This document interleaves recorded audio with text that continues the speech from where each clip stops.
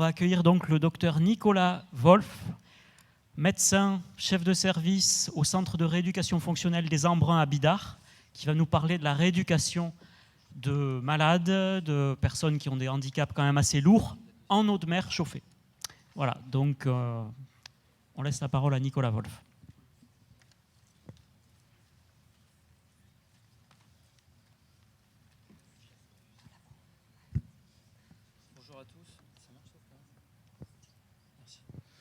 Bonjour à tous, donc, je suis Nicolas Wolf, je suis médecin spécialisé en médecine physique et réadaptation aux Embruns à Bidart. Donc je remercie Guillaume Baruc de m'avoir fait confiance pour vous parler de la rééducation en eau de mer chauffée. Donc on va aborder aujourd'hui la balnéothérapie en eau de mer qu'on fait dans cet établissement de rééducation. Et pour ceux qui veulent, demain, je vous parlerai en fin d'après-midi de l'expérience qu'on a sur le handisurf. Donc les Embruns, c'est un établissement de 80 lits d'hospitalisation complète et de 25 lits d'hospitalisation à temps partiel, d'hôpital de jour, qui est spécialisé et agréé dans la rééducation des affections de l'appareil locomoteur et la rééducation des maladies neurologiques. Donc l'établissement vous a été présenté par les précédents orateurs, en particulier l'historique. Alors il est évident que depuis le début du siècle, le dernier en tout cas, l'établissement a fait l'objet d'une modernisation importante et que la rééducation en milieu marin, c'est une des facettes de la prise en charge qu'on propose aux patients.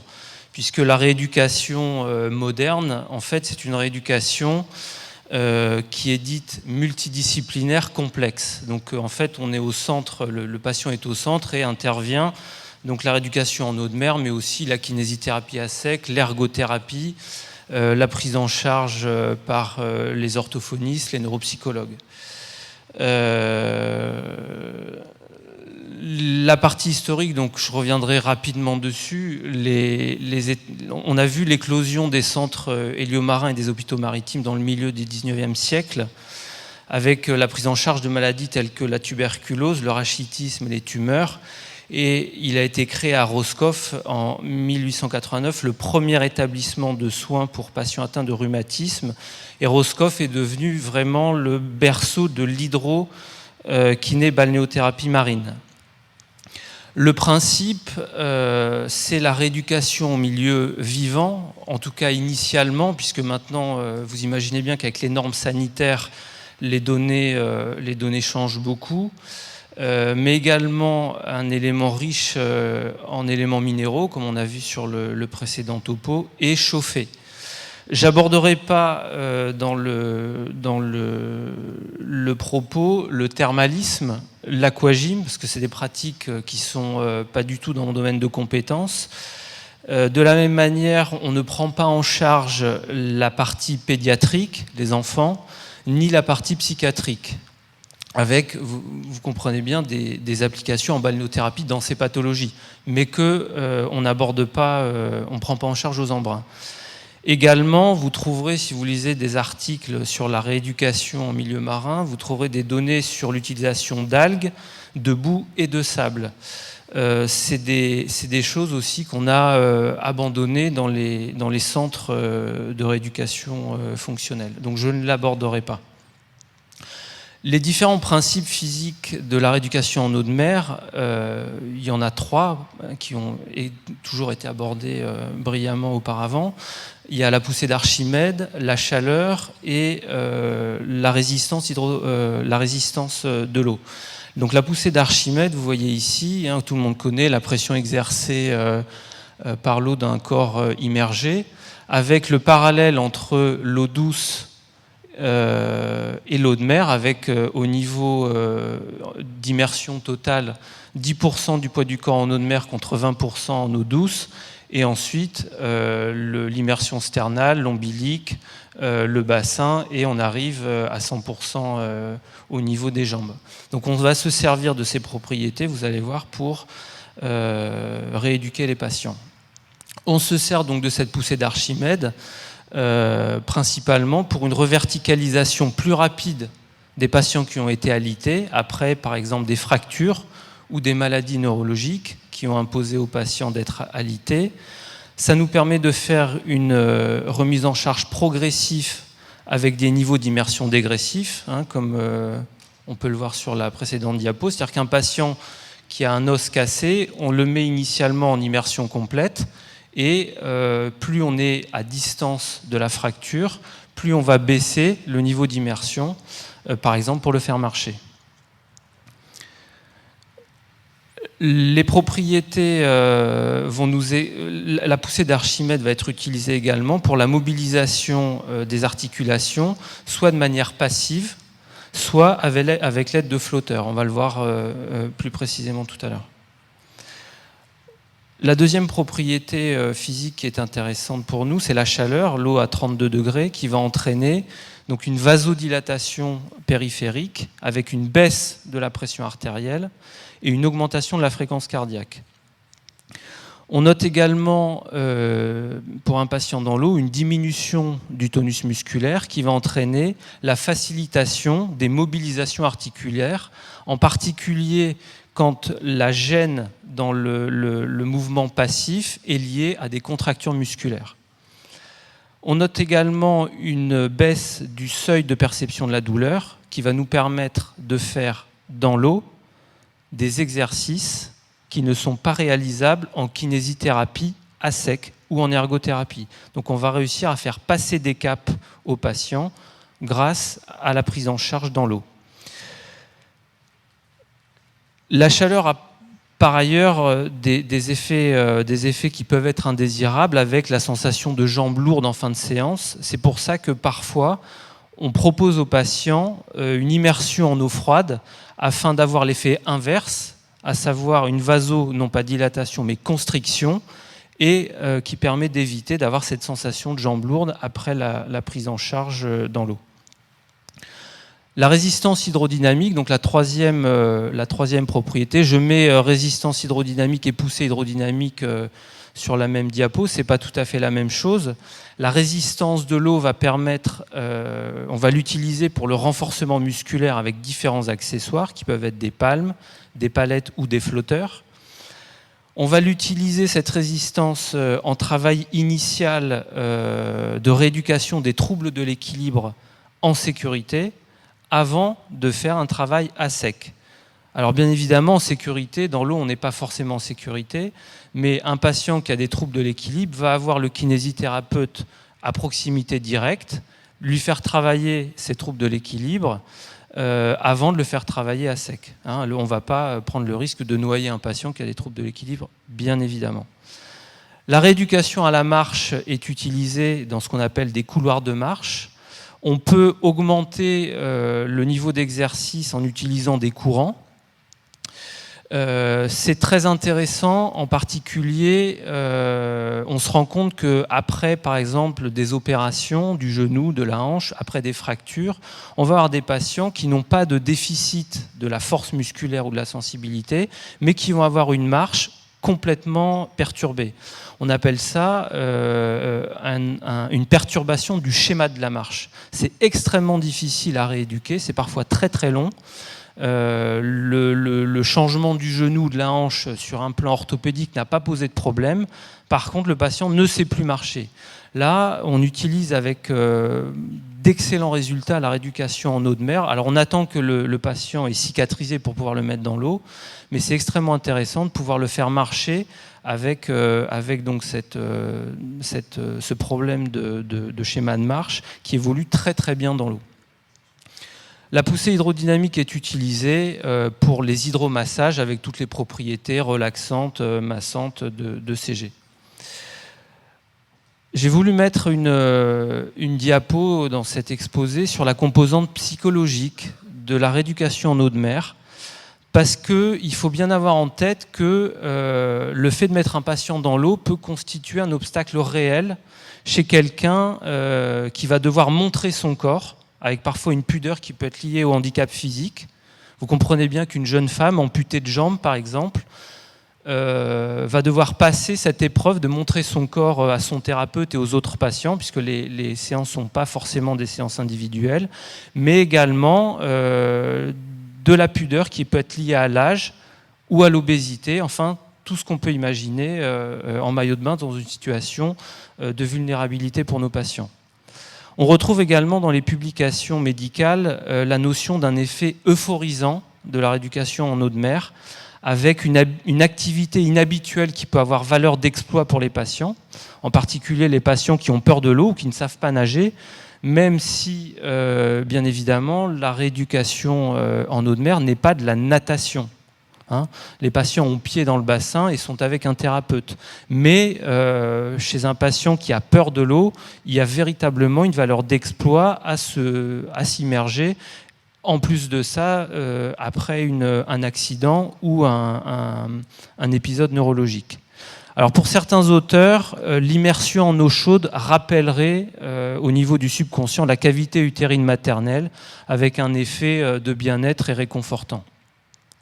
Et une notion qui est pour nous, médecins rééducateurs, importante, c'est cet effet d'apesanteur que vous avez pour ceux qui ont fait par exemple de la plongée sous-marine, va donner à des patients qui ont un handicap moteur lourd et parfois définitif, la sensation, malheureusement momentanée, mais d'être libéré du handicap moteur grâce à cet effet d'apesanteur. Vous pouvez imaginer qu'un patient paralysé totalement ou partiellement de ses 4 membres va pouvoir faire certains mouvements qu'il ne peut pas faire quand il est sous la dépendance de l'apesanteur. Et bien, il va pouvoir le faire en apesanteur avec cette sensation de libération de son handicap moteur. Alors, les aspects techniques du bassin de rééducation en eau de mer, je vous ai mis quelques notions. Alors, il y a une partie de liquide qui va être statique, de l'eau stagnante, enfin qui est filtrée bien évidemment, mais de l'eau stagnante, et une partie dynamique, c'est ce qu'on appelle les couloirs de marche avec du courant. L'accès au bassin peut se faire sur plusieurs modalités en fonction du handicap. Alors on a, vous verrez tout à l'heure, des marches avec des rampes, des plans inclinés pour faire immerger des patients en fauteuil roulant, un palan fixé au plafond pour descendre les patients handicapés lourds.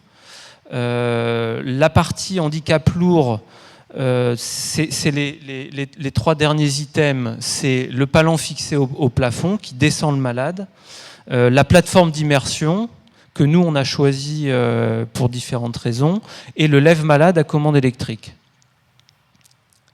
Alors les accessoires qu'on utilise dans la rééducation des patients sont de plusieurs natures, des accessoires de lestage, que vous voyez par exemple ici, des haltères qui vont permettre de faire un renforcement musculaire avec le lest, des accessoires de flottaison, par exemple ici, qui va être mis sur le pied du patient, et donc la poussée d'Archimède va relever cette espèce de U, et le patient va appuyer dessus et faire son travail de renforcement musculaire.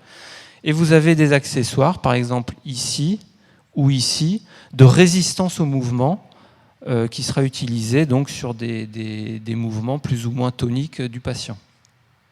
Donc là, on retrouve les propriétés physiques initiales de l'eau. Alors, je vous ai mis quelques photos inédites de la conception du nouveau bassin de rééducation qui a été fait aux Embruns et qui va ouvrir très prochainement, avec ce dont je vous parlais tout à l'heure, ici, la plateforme d'immersion.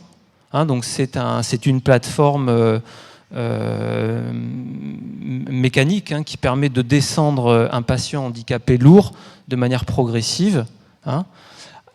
Ici à côté, vous voyez un escalier avec les rampes d'accès qui permettent aux patients marchants de descendre dans le bassin de rééducation.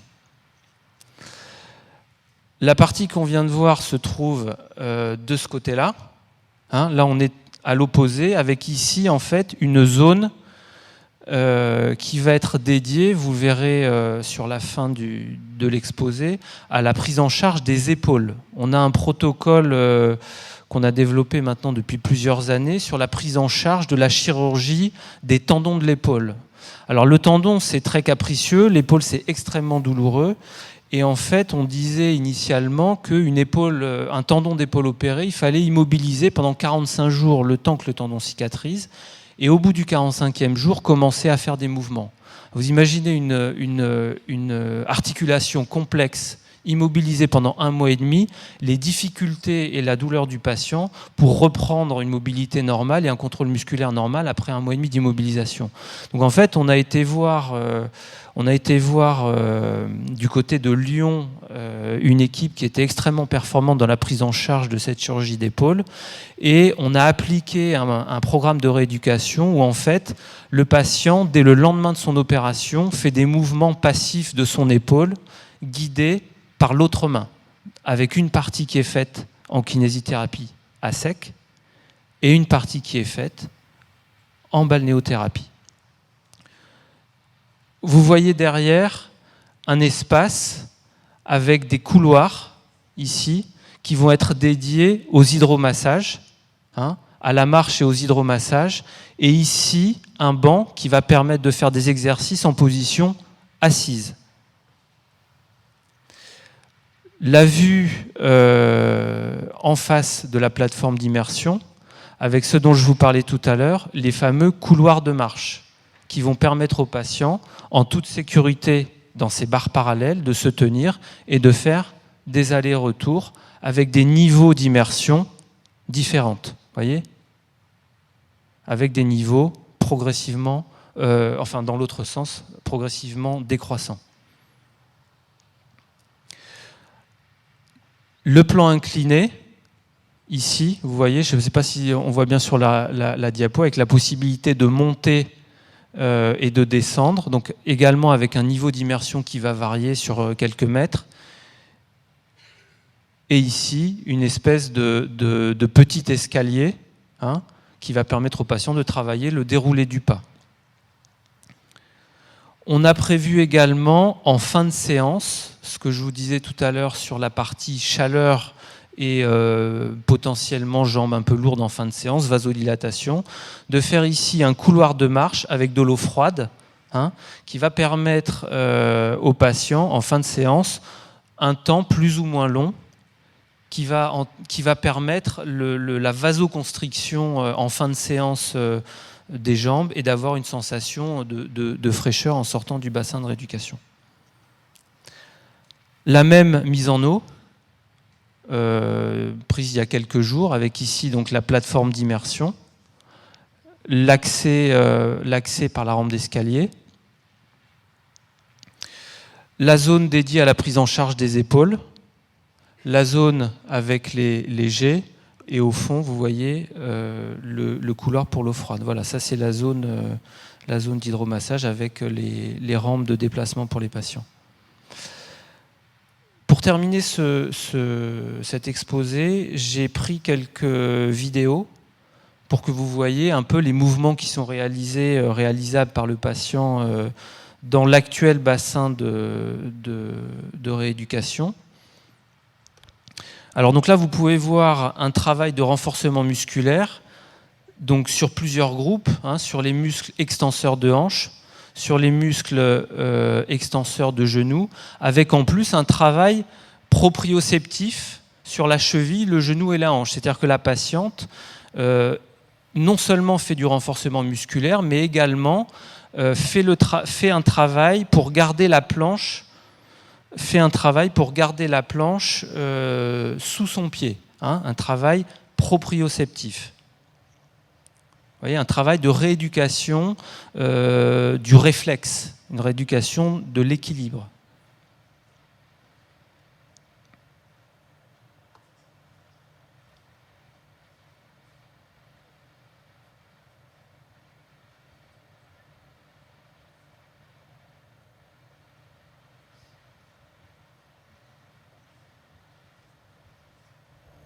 Et bien évidemment couplé à une mobilisation articulaire.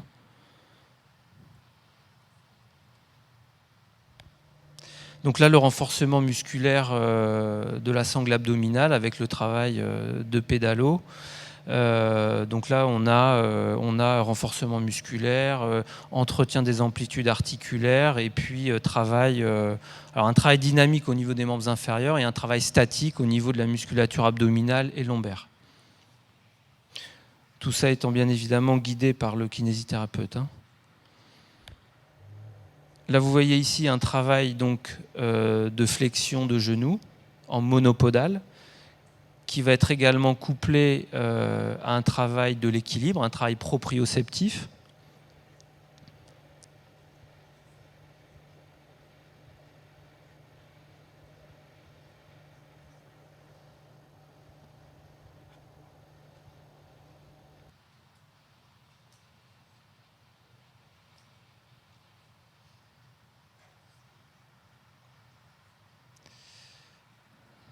Alors, il y avait une vidéo qui passait pas hier au test, donc ça doit être celle-ci, qui était en fait un renforcement musculaire sur les abducteurs de hanche, donc un mouvement classique.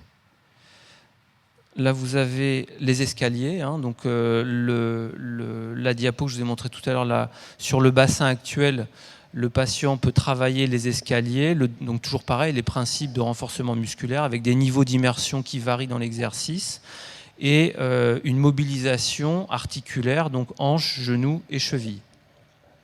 Et en sécurité avec un niveau d'immersion qui est assez haut et des rampes à droite et à gauche.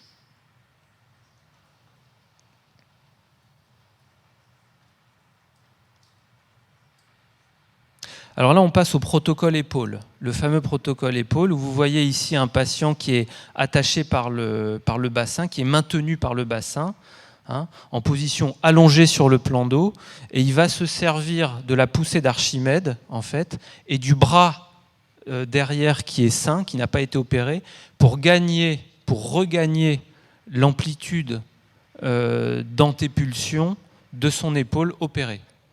Voilà, donc là on se sert, vous comprenez bien, de la poussée d'Archimède qui est faite sur le membre supérieur pour gagner en amplitude, couplée aux effets de chaleur myo-relaxants comme on a vu tout à l'heure, et aux effets directement de pression sur l'articulation, sur les parties molles, pardon.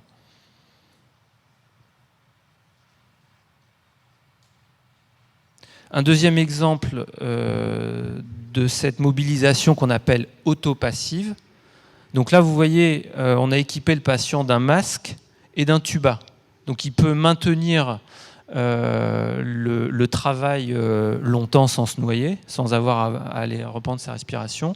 Et donc on arrive, vous voyez, à des délais post-opératoires de 2 à 3 jours à avoir une antépulsion d'épaule quasiment physiologique. Vous montrez ça à un chirurgien orthopédiste spécialisé dans la chirurgie de l'épaule en lui disant que c'est un patient qui a été opéré à J3 d'une coiffe des rotateurs d'épaule avec éventuellement une acromioplastie. Il ne vous croit pas, si vous voulez. C'est des suites opératoires qui sont extrêmement douloureuses avec des limitations qui sont très longues à rééduquer.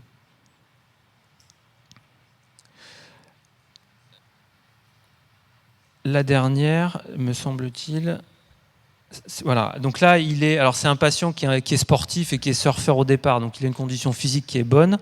Là, il est en apnée. Il est lesté avec une ceinture, et là, il utilise donc en position verticale complètement la poussée d'Archimède pour lever son bras. Alors que sur les précédents exercices, il était en position allongée sur l'eau. Là, il est assis au fond du bassin, vous voyez, avec un lest.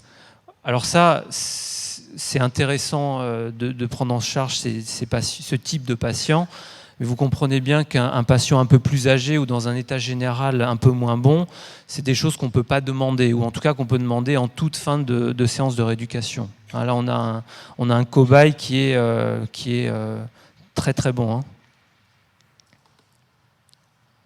Voilà, je vous remercie de votre attention. Et donc pour les plus courageux, à demain pour le handisurf.